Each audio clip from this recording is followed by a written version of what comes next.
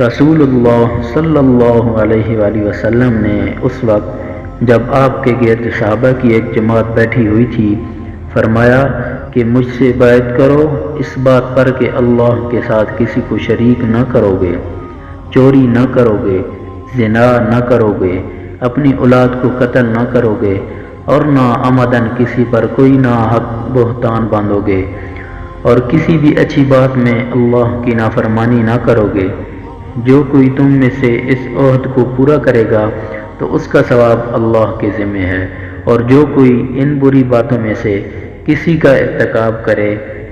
اور اسے دنیا میں ہی اسلامی قانون کے تحت سزا دے دی گئی تو یہ سزا اس کے گناہوں کے لیے بدلہ ہو جائے گی، اور جو کوئی ان میں سے کسی بات میں مبتلا ہو گیا اور اللہ نے اس کے گناہوں کو چھپا لیا تو پھر اس کا معاملہ اللہ کے حوالے ہے، اگر چاہے معاف کرے